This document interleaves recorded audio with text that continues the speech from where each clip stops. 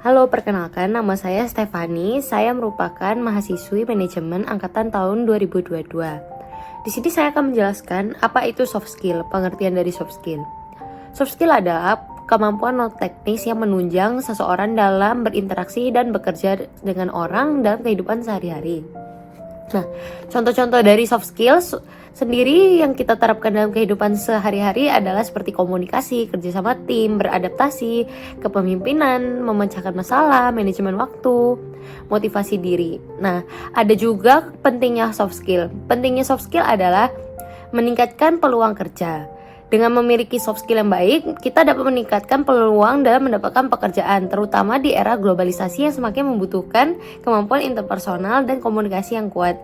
Berikutnya adalah meningkatkan kinerja dalam bekerja. Selanjutnya, meningkatkan hubungan interpersonal. Dan yang terakhir, meningkatkan kualitas hidup. Dengan soft skill yang baik, kita dapat membantu dalam menjalani hidup yang lebih bahagia dan lebih sukses. Ada juga cara-cara untuk meningkatkan soft skill. Yang pertama, mengikuti pelatihan dan workshop. Berikutnya adalah bergabung dengan organisasi dan komunitas. Karena dengan bergabung dengan komunitas, kita dapat bertemu orang baru dan mengembangkan soft skill kita. Dan berikutnya adalah dengan membaca buku dan artikel. Dengan membaca buku dan artikel, kita juga dapat mempelajari banyak teknik dan strategi untuk meningkatkan kemampuan soft skill dalam kehidupan sehari-hari. Kesimpulannya, soft skill merupakan kemampuan yang tentunya sangat penting untuk kita miliki untuk mencapai kesuksesan dalam berbagai aspek dalam kehidupan. Halo, nama saya Esther. Dalam video kali ini, saya akan menjelaskan mengenai teori kecerdasan emosional atau Emotional Intelligence Theory yang dikembangkan oleh Daniel Goleman. Berikut ini adalah poin-poin utama dari teori kecerdasan emosional menurut Daniel Goleman. Daniel Goleman mendefinisikan kecerdasan emosional sebagai kemampuan untuk mengenali, memahami, mengelola, dan mengontrol emosi, baik emosi diri sendiri maupun emosi orang lain. Ini juga mencakup kemampuan untuk berkomunikasi dengan baik, menyelesaikan konflik, dan memecahkan masalah dengan cara yang emosinya positif. Komponen kecerdasan emosional ada 5. Yang pertama adalah pemahaman emosi atau emotional awareness, yakni kemampuan untuk mengenali emosi pada diri sendiri serta orang lain, serta mampu memahami apa yang menyebabkan emosi tersebut. Kedua, mengelola emosi atau emotional regulation, yakni kemampuan untuk mengontrol dan mengelola emosi, termasuk kemampuan untuk mengatasi stres, mengatasi ketegangan, dan tetap tenang walaupun dalam situasi yang penuh dengan tekanan. Selanjutnya adalah motivasi emosional atau emotional motivation, yakni kemampuan untuk memotivasi diri sendiri, menetapkan tujuan yang bermakna, dan bertahan dalam menghadapi rintangan. Kemudian ada pemahaman emosional dalam hubungan atau empati, yakni kemampuan untuk memahami perasaan dan perspektif orang lain, serta memproses dengan empati dan pengertian. Dan terakhir adalah keterampilan sosial atau social skills, yakni kemampuan untuk berinteraksi secara efektif dengan orang lain, termasuk kemampuan untuk mempengaruhi, memimpin, bekerja dalam tim, dan menyelesaikan konflik. Goleman mengklaim bahwa kecerdasan emosional memiliki dampak besar pada kesuksesan individu dalam kehidupan, termasuk dalam hubungan pribadi, karir, dan kesejahteraan secara menyeluruh. Menurutnya, kecerdasan emosional dapat menjadi penentu yang lebih besar daripada kecerdasan intelektual dalam mencapai kesuksesan. Halo semuanya, perkenalkan nama saya Stephen Benedictus Untungan dari kelompok 1 Soft Skill. Saya akan menjelaskan tentang understanding others. Apa sih understanding others itu? Understanding others adalah memahami orang lain dengan kemampuan untuk mengenali, menghargai, dan memahami sudut pandang emosi, kebutuhan, dan tujuan individu lain. Ini melibatkan pengakuan bahwa setiap orang memiliki latar belakang, pengalaman, dan perspektif dengan unik yang mempengaruhi cara mereka berpikir, merasa, dan melakukan sesuatu atau bertindak. Contohnya adalah seorang manajer yang memahami bahwa seorang anggota tim mungkin memiliki tanggung jawab dalam keluarga yang besar, sehingga ia memberikan fleksibilitas dalam jadwal kerja atau memberikan dukungan tambahan saat diperlukan. Yang kedua, saya akan bahas tentang developing others. Apa sih developing others itu? Developing others adalah mengembangkan orang lain, melibatkan upaya sadar untuk membantu individu mencapai potensi mereka yang sepenuh-penuhnya. Ini termasuk memberikan dukungan, pelatihan, umpan balik, konstruktif, dan kesempatan untuk tumbuh dan berkembang baik secara profesional maupun secara pribadi. Contohnya adalah seorang mentor yang memperhatikan kekuatan dan kelemahan seorang murid. Lalu dari situ ia akan memberikan arahan, pelatihan, serta umpan balik yang spesifik untuk membantu mereka meningkatkan keterampilan mereka dalam bidang tertentu. Terima kasih. Perkenalkan, nama saya Alvin dan saya akan membahas mengenai service orientation. Service orientation adalah pendekatan yang berfokus pada pemenuhan kebutuhan dan harapan orang lain. Service orientation ini bukan hanya tentang menyelesaikan tugas, tetapi menciptakan pengalaman yang positif dan berkesan terhadap orang di lingkungan kita. Service orientation dapat kita terapkan dalam kehidupan kita sehari hingga pekerjaan dan hubungan pribadi. Manfaat kita melakukan service orientation adalah meningkatkan kualitas hubungan kita. Karena ketika kita melakukan service orientation, kita lebih mudah menjalin hubungan yang positif dan saling menghargai. Dan juga meningkatkan kepercayaan orang di sekitar kita. Karena kita dapat diandalkan dan selalu memberikan layanan yang terbaik. Yang ketiga adalah meningkatkan kebahagiaan karena kita dapat membantu orang lain dan membuat mereka merasa senang dan bahagia. Cara kita meningkatkan service orientation adalah yang pertama, di rumah kita dapat membantu anggota keluarga kita dalam pekerjaan rumah dan menawarkan bantuan kita ketika mereka membutuhkan. Di tempat kerja kita dapat memberikan layanan yang terbaik kepada pelanggan dan klien ataupun rekan kerja yang membutuhkan bantuan kita. Kita juga bisa menerapkan service orientation di masyarakat dengan bersikap sopan dan santun kepada orang di lingkungan kita, atau juga membantu orang yang membutuhkan seperti orang tua atau orang yang disabled, atau juga memberi kursi kepada ibu yang hamil di transportasi umum.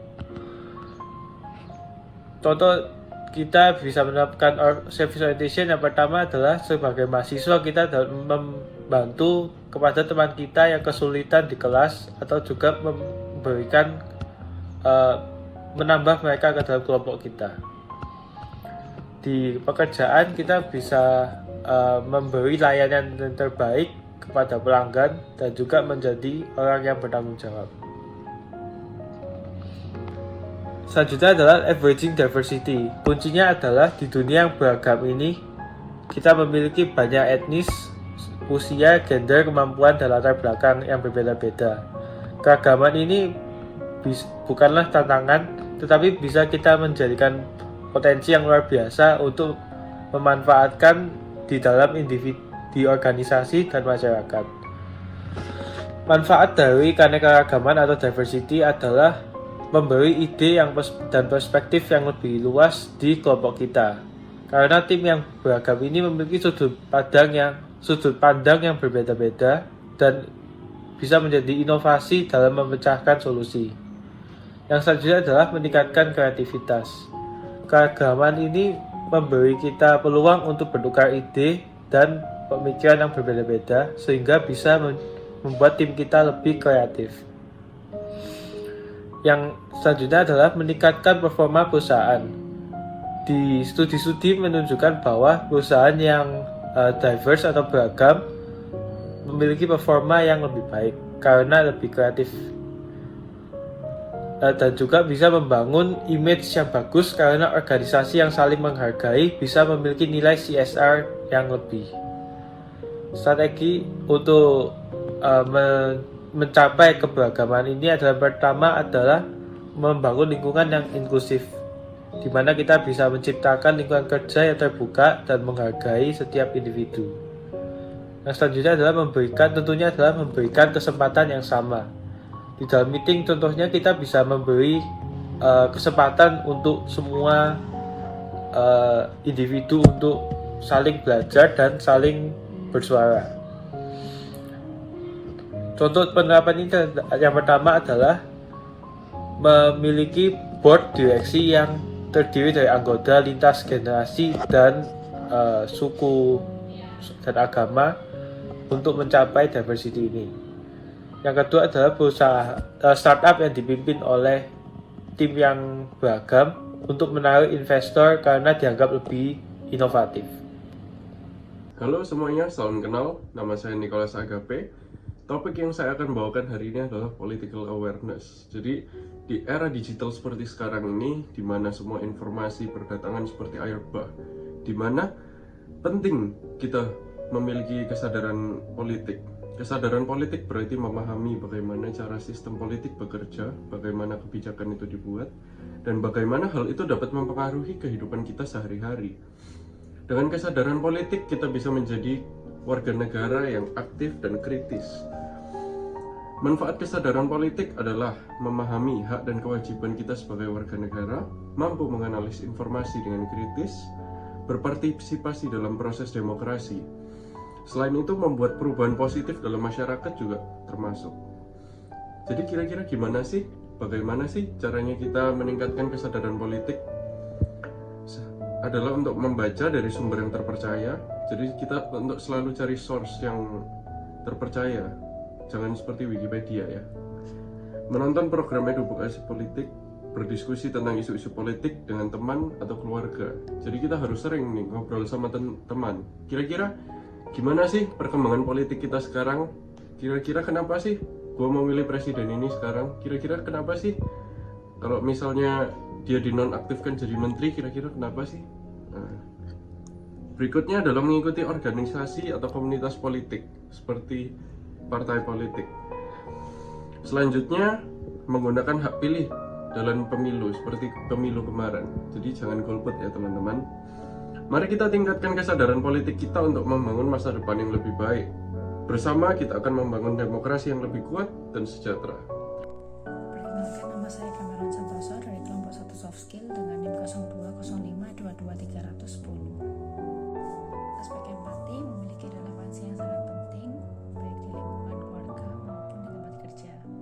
Di lingkungan keluarga yaitu yang pertama hubungan yang hangat, kemampuan untuk memahami perasaan dan pengalaman orang lain, membantu untuk membangun hubungan yang hangat dan harmonis di dalam keluarga. Anggota keluarga dapat lebih baik mendukung satu sama lain dalam masa sulit maupun masa bahagia. Yang kedua yaitu resolusi konflik. Empati memainkan peran penting dalam menyelesaikan konflik dan meningkatkan komunikasi yang efektif di dalam keluarga. Dengan memahami perasaan orang lain, individu dapat menciptakan solusi yang lebih baik dalam mengatasi masalah dan konflik. Yang ketiga yaitu pengasuhan yang positif. Orang tua yang empatik cenderung memiliki hubungan yang lebih baik dengan anak-anak mereka. Mereka mampu memahami kebutuhan emosional anak-anak mereka dan memberikan dukungan serta pemahaman yang sehat. Yang ketiga, ini metode tempat kerja. Yang pertama, kolaborasi yang efektif. Empati memainkan peran kunci dalam memfasilitasi kolaborasi yang efektif di tempat kerja. Individu dapat bekerja secara lebih efisien dalam tim dan mencapai tujuan bersama. Yang kedua yaitu kepemimpinan yang berpengaruh. Pemimpin yang empatik cenderung lebih efektif dalam memotivasi dan menginspirasi timnya. Mereka mampu membentuk hubungan yang kuat dengan bawahan. Yang ketiga yaitu manajemen konflik. Kemampuan untuk berempati memainkan peran penting dalam menangani konflik di tempat kerja. Dengan memahami perspektif dan perasaan orang lain, individu dapat menciptakan solusi yang adil dan memperkuat hubungan kerja. Secara keseluruhan, empati merupakan fondasi yang secara keseluruhan aspek